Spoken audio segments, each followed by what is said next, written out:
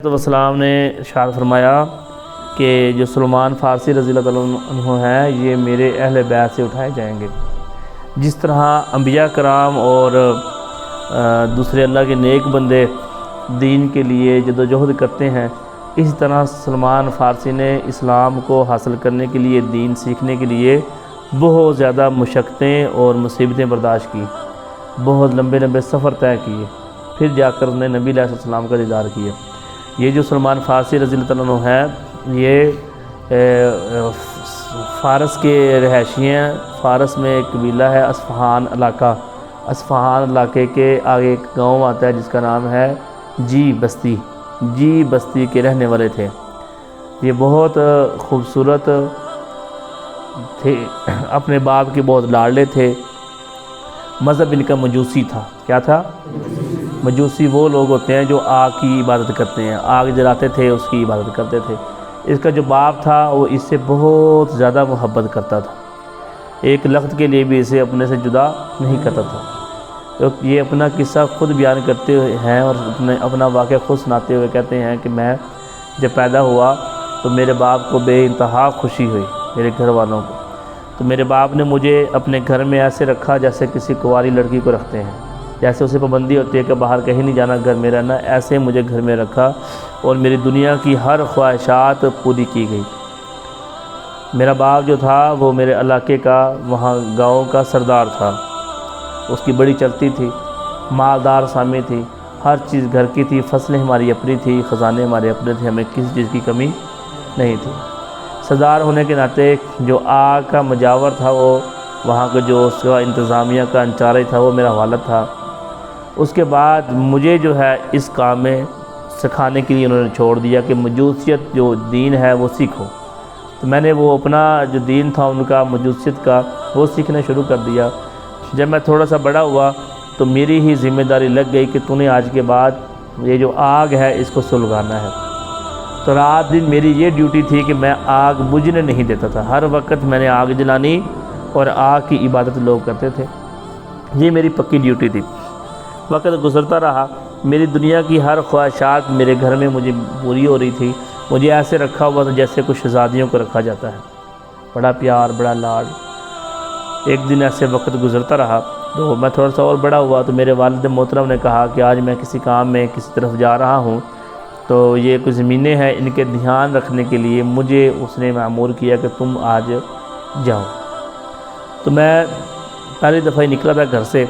जब मैं रास्ते में जा रहा था तो मैंने रास्ते में क्या देखा कि एक कलीसा है, उसके अंदर ईसाई इबादत कर रहे हैं। कौन?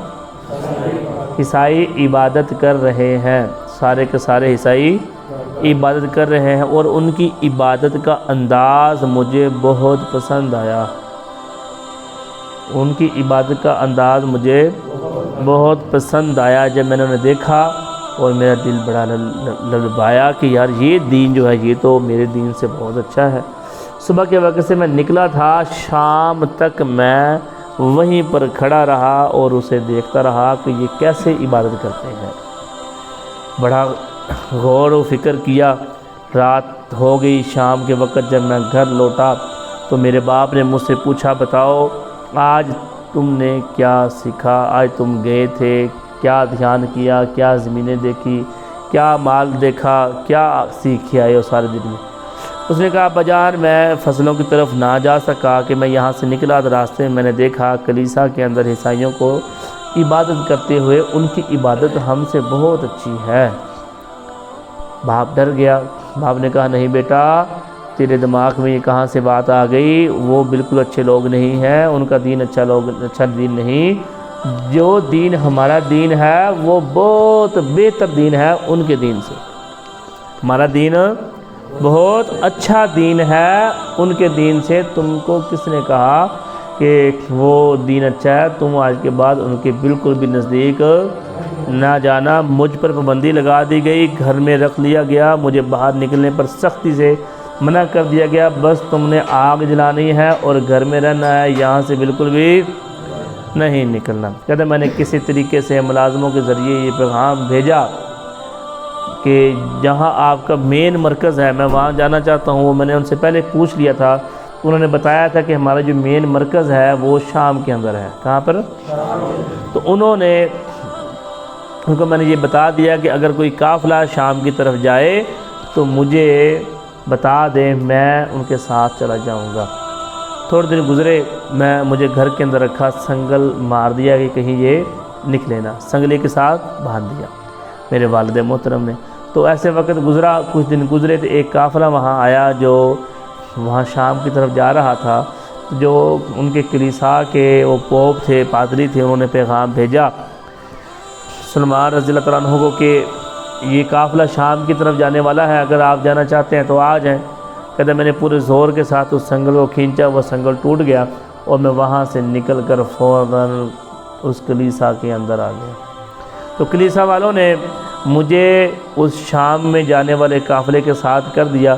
میں اس شام میں جانے والے قافلے کے ساتھ چلا گیا اور شام پہنچا، اور وہاں پر جو ان کا مین چرچ تھا، بڑا چرچ، وہاں کے پادری کے پاس گیا، اس کے ساتھ ملاقات کی، اس کو بتایا کہ میرا مقصد یہ ہے کہ میں آپ کا دین میں رغبت رکھتا ہوں، آپ کا دین سیکھنا چاہتا ہوں، مجھے یہ دین سکھائے. تو میں اس لیے اتنا سفر کر کے اصفہان کے آگے کے بستی جی نامی بستی ہے، وہاں سے آپ کے پاس آیا ہوں، صرف دین سیکھنے کے لیے، مجھے دین سکھا دیں. کیا ہوتا ہے کہ وہ پھر وہاں رہنے لگ جاتا ہے. وہاں کا جو پوپ تھا مان گیا کہ ٹھیک ہے کوئی گال نہیں، تو رہ ساڈے کو سکھ. خوش ہوا. کہتا کچھ دن گزرے تو مجھے پتہ چل گیا کہ یہ بندہ کی یہ چنگا نہیں، یہ پادری اچھا آدمی نہیں ہے. کہ لوگوں کو صدقہ خیرات کی تبلیغ کرتا ہے، لوگوں کو دعوت دیتا ہے. جب لوگ صدقہ خیرات کرنے کے لیے مال لے کے آتے ہیں تو یہ مال ہڑپ کر جاتا ہے، اور اس نے سونے اور چاندی کے ساتھ 7 گھڑے بھر لیے ہیں. تھوڑے دنوں بعد وہ پادری جو تھا وہ فوت ہو گیا. تو جب اس کے وہاں کے رہنے والے اس کو دفنانے لگے تو انہوں نے کیا کیا، جب دفنانے لگے تو انہوں نے سلمان فارسی رضی اللہ تعالیٰ نے کہا کہ آپ انہیں دفن نہ کریں کیونکہ یہ اچھا آدمی نہیں ہے. انہوں نے کہا آپ کو کیسے پتہ کہ یہ اچھا آدمی نہیں ہے؟ کہا میں آپ کو بتاتا ہوں یہ کیسے اچھا آدمی نہیں ہے. ایسے کہ یہ آپ لوگوں کو تبلیغ کرتا تھا، درس دیتا تھا کہ آپ لوگ کیا کریں، صدقہ و خیرات کریں، اور جب آپ مال لے کے آتے تو یہ مال کیا کرتا، ہڑپ کر جاتا. ثبوت کیا ہے تیرے پاس؟ جی میرے پاس ثبوت ہے. میرے پاس یہ جو گھڑے ہیں 7 گھڑے انہوں نے بھر کے رکھے ہیں جو زیورات کے، وہ یہاں پر میرے پاس موجود ہیں، میں آپ کو دکھا سکتا ہوں. انہوں نے کہ جی میں آپ کو بتاتا ہوں کہ کیسے اس نے بے ایمانی کی تھی، کیویں انہیں مال چھپا کے رکھا. انہوں نے کہ جی یہ راستہ جا رہے تھے خزانے نما جو میرے پیچھے انہوں نہ لے گئے.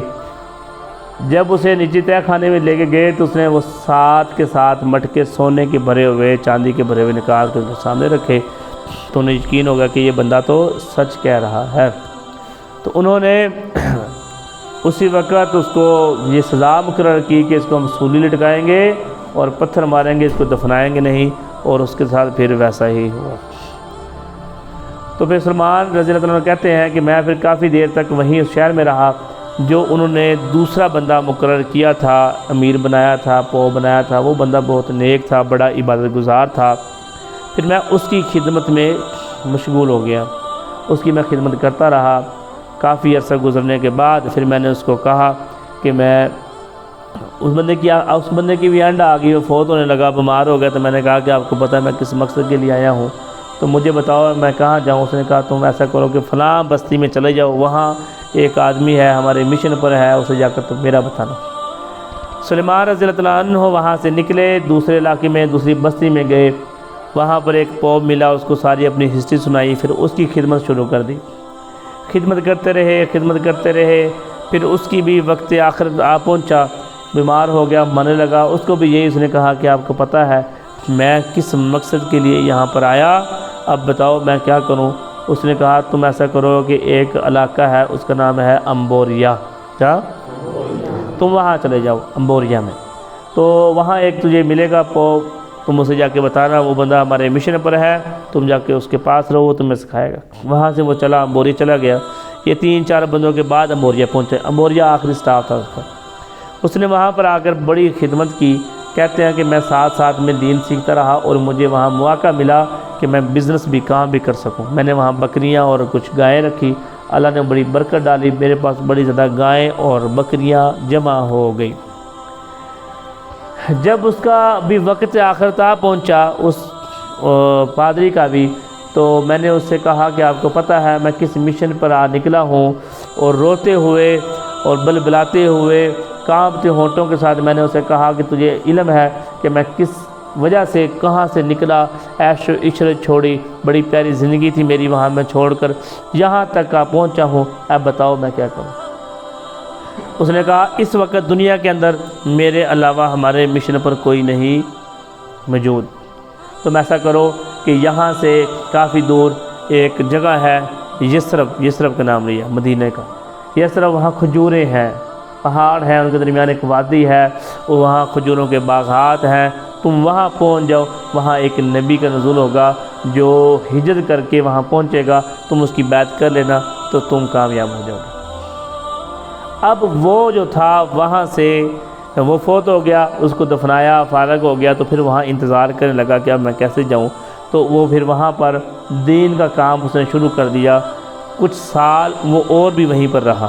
پھر ایک دن وہاں سے ایک قافلہ آ رہا تھا، وہ تھا ایک قبیلہ ہے وہاں پر، ایک قبیلے کا تھا، اس قبیلے کا نام مجھے بھول گیا، اس قبیلے کا رہنے والے لوگ تھے، تو وہاں سے گزر ہوا تو اس نے کہا کہ مجھے بھی اپنے ساتھ لے لو، تو بتاؤ مجھے وہاں پر پہنچانے کے یثرب پہنچانے کے لیے تمہیں میں کیا دوں۔ شرط قبول ہوئی کہ جتنا تیرا مال ہے، بکریاں اور گائیں، یہ مجھے دے دو تو ہم آپ کو ساتھ لے لیتے ہیں۔ اس نے اسے سوار کر لیا اور جتنا مال تھا وہ بھی لے لیا۔ جب راستے میں ایک جگہ پر پہنچے، مدینے سے بہت پیچھے ایک اور بستی تھی وہاں پر، تو انہوں نے اس کے ساتھ دھوکہ کیا اور اسے بیچ دیا۔ سردار کا بیٹا عیش و عشرت میں رہنے والا، لڑکیوں کی طرح رکھا ہوا، دنیا کی ہر آسائش کے ساتھ پالا ہوا، دین اسلام کی خاطر قربانیاں دی، اصفہان علاقے سے نکلا فارس سے، کہاں شام پہنچا، شام سے چلتا ہوا امبوریا پہنچا، امبوریا سے چلتا ہوا کہاں مدینے کے نزدیک ایک بستی میں غلام بن کے پہنچ گیا۔ اچھا، اب وہاں سے وہ جو یہودی کے پاس یہ چھوڑا تھا، یثرب سے اس کے پاس اس کا کزن آیا، اس نے اسے خرید لیا، خرید کر اسے وہ یثرب لے گیا۔ اب وہاں جا کر اس نے اس کی غلامی کے اندر دن بسر کرنے شروع کر دیے۔ اس کے اندر استطاعت نہیں تھی کہ وہ مکہ جاتا، کیونکہ وہاں پر وہ غلام بن کے آیا تھا۔ دین اسلام کے لیے اتنی زیادہ قربانیاں دینے کے بعد وہ مدینہ پہنچا۔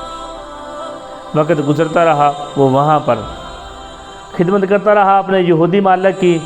اس امبوریا والے پوپ نے اس کو بتایا تھا جو وہاں نبی آئے گا اس کی 3 نشانیاں ہوں گی۔ سب سے پہلے یہ نشانی ہوگی کہ وہ صدقہ نہیں لے گا، تم صدقہ دو گے صدقہ قبول نہیں کرے گا۔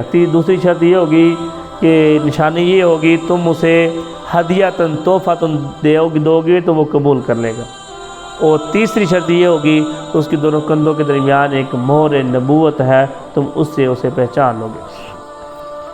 اب واقعہ یہ ہے کہ جب وقت گزر رہا تھا تو حضرت سلمان کہتے ہیں کہ میں کھجور کے درخت کی چوٹی پر چڑھا ہوا تھا، کھجوریں اتار رہا تھا کہ جو یہودی میرا مالک تھا اس کا بھی آگے رشتہ دار دوڑتا ہوا، سانس پھولا ہوا اس کے پاس پہنچا، اور اس نے کسی قبیلے کو بدوا دی کہ تباہ برباد ہوں وہ قبیلے والے کہ وہ اللہ کے نبی کے استقبال کے لیے جا رہے ہیں۔ ایک بندہ ہے جو مکہ سے ہجرت کر کے یہاں پہ آیا، جو خود کو نبی بتاتا ہے۔